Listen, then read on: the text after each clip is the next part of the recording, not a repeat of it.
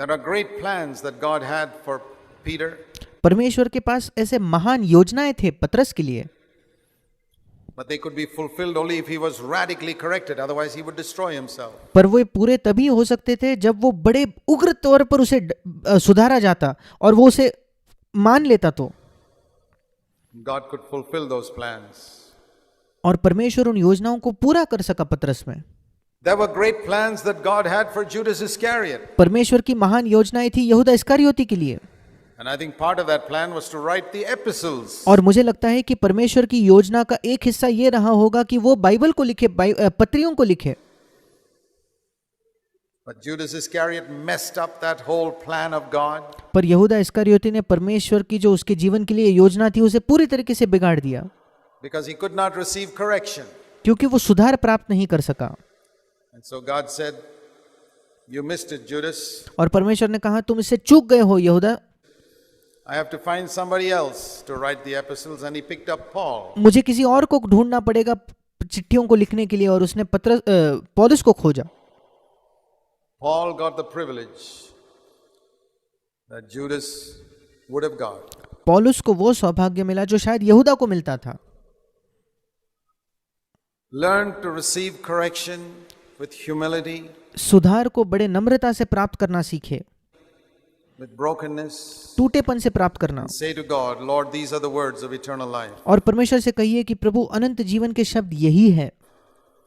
You know how strongly Paul corrected some people in Corinth? क्या आप जानते हो कि पौलुस ने कुरिन्थ में कुछ लोगों को कितने मजबूती से, कितने बलवंत तरीके से डांटा या सुधारा? Let me read that if you're not familiar with it. 1 Corinthians 5. मैं उसे पढ़ना चाहता हूं अगर आप नहीं जानते तो। पहला कुरिन्थ उसका 5वां अध्याय। Somebody who sinned in Corinth, Paul says, ऐसा कोई जिसने कुरिन्थ में पाप किया था, उससे पौलुस कहता है 1 Corinthians 5:5. पहला कुरिन्थियों 5:5, I have decided. Paul was not an elder in Corinth. मैंने ये तय किया है। पौलुस कुरिन्थ में एक प्राचीन नहीं था, There were other elders in Corinth. वहां दूसरे प्राचीन थे कुरिन्थ में, But Paul was an apostle पर पौलुस एक प्रेरित था who planted that church in Corinth. जिसने उस कुरिन्थ के कलीसिया की स्थापना की थी, And so he was over those elders. और इसलिए वो उन प्राचीनों के भी ऊपर था। And he says, I have decided. और फिर वो कहता है मैं ये तय कर चुका हूं। I don't need to consult you elders on that because you guys are not strict enough. मैं इस विषय में मुझे तुम प्राचीनों की सलाह लेने की जरूरत नहीं, क्योंकि तुम पर्याप्त मात्रा में सख्त नहीं हो। I have decided मैंने तय किया to है deliver that man to Satan. कि उस व्यक्ति को शैतान के हाथ में सौंप दिया जाए। Oh, this sounds like Jesus. ये तो यीशु मसीह की तरह सुनाई दे रहा है। I have decided to deliver that person to Satan मैंने तय किया है कि उस व्यक्ति को शैतान को सौंप दिया जाए, so that he will get sick in his body. ताकि वो बीमार हो जाए उसके शरीर में। And as his body decays, he'll wake up. और उसके शरीर के नाश होने के बाद वो जग जाएगा, And then he will repent. और फिर वो मन फिराएगा, And his soul will be saved. और उसकी आत्मा का उद्धार होगा। That was Paul's goal. ये पौलुस का लक्ष्य था।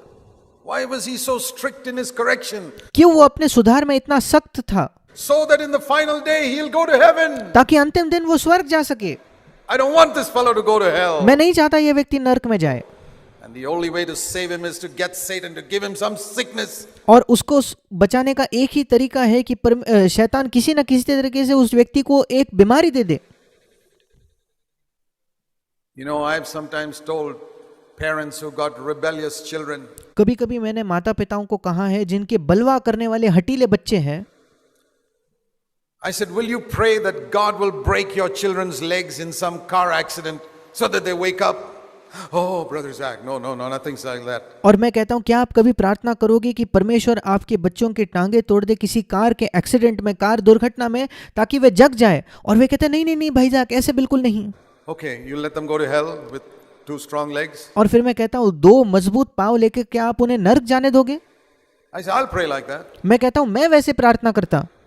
If I see any of my children going astray, I'll say, Lord, don't kill them, give them a road accident, break their legs, something, help them to wake up.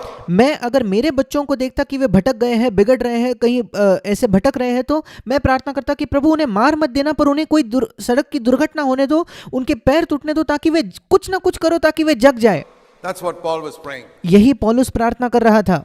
A lot of parents do not love their children enough. कई माता पिता अपने बच्चों से पर्याप्त मात्रा में प्रेम नहीं करते, They are soft. वे बड़े नरम हो जाते हैं। Psychology. मनोविज्ञान, With all your psychology, you'll send your children to hell. आपके सारे मनोविज्ञान के साथ आप अपने बच्चों को नर्क में ले जाओगे। The Bible says, don't spare him for his crying, you'll save his soul from hell. और बाइबल हमें बताती है कि उसके गलती के लिए उसे ना बचाना, तुम उसके प्राण को नर्क से बचा लोगे। That's how Paul was. पौलुस ऐसा I've था। delivered him over to Satan, he must get sick in his body. मैंने शरीर के विनाश के लिए शैतान को उसे सौंप दिया है, ताकि मतलब उसके शरीर में उसे कोई बीमारी हो And जाए, as he's sinking, he'll wake up और जब वो उस बीमारी में डूब रहा है वो जग जाएगा, and his soul will be saved in the final day. और उसका प्राण उस अंतिम दिन में बच जाएगा। And do you know that happened? और क्या आप जानते हो, ऐसा ही हुआ। Put him out, he says. और पौलुस ने कहा उसे बाहर निकालो, Put him out. उसे बाहर निकालो। Here it says, put that man, last part of verse 13, out of the church. 13 वचन के अंतिम भाग में वो कहता है, अपने बीच में से, अर्थात कलीसिया के बीच में से उसे निकाल दो, उस व्यक्ति को। That wicked man. वो दुष्ट व्यक्ति, He calls a believer a wicked man. उस विश्वासी को, एक विश्वासी को वो कुकर्मी या दुष्ट व्यक्ति कहता है। How would you feel if an apostle said, put that wicked sister, that wicked brother out of the church? आप सोचिए आपको कैसे महसूस होगा अगर कोई प्रेरित इस बात को कहे कि उस दुष्ट बहन को, उस दुष्ट भाई को कलीसिया से बाहर निकालो। You wouldn't think he was so Christ-like, right? आप ये नहीं सोचोगे ना कि वो मसीह जैसा है। He was more Christ-like than all these psychology following elders. ये सारे मनोविज्ञान को मानने वाले जो प्राचीन हैं, उससे ज्यादा पौलुस मसीह जैसा था। Because you see the result in the second epistle to the Corinthians chapter 2, he says, क्यों? क्योंकि आप उसके परिणाम को देखते हो दूसरे कुरिन्थ के दूसरे अध्याय में। yeah, 2 Corinthians 2, he says, now that man, 2 Corinthians 2:6, he has been punished enough. दूसरा कुरिन्थ दूसरा अध्याय 6वां वचन, ऐसे जन के लिए जो दंड है वो पर्याप्त है, बहुत है। Now forgive him. अब उसे क्षमा Verse करो। 7, comfort him. 7वां वचन, उसे क्षमा करो, उसे शांति दो या सांत्वना दो। Corinthians 2:7. दूसरा Corinth 2:7, And reaffirm your love for him और उसके प्रति अपने प्रेम को दर्शाओ, and bring him back into the fellowship. और फिर एक बार उसे संगति में ले आओ। See his love for this man? क्या आप देखते हो इस व्यक्ति के लिए उसका प्रेम? The whole purpose of the correction was finally to bring him back उस सुधार का पूर्ण उद्देश्य ये था कि उसे वापस लाया जाए and to make him a glorious brother और उसे एक महिमामय भाई बनाया जाए in the church. कलीसिया में। That's the purpose of all correction. सारे सुधार का यही मकसद है। Let's learn to receive correction in a good spirit. आइए हम सुधार को प्राप्त करना सीखें एक अच्छी आत्मा में। And remember the words of Jesus, as many as I love, I rebuke.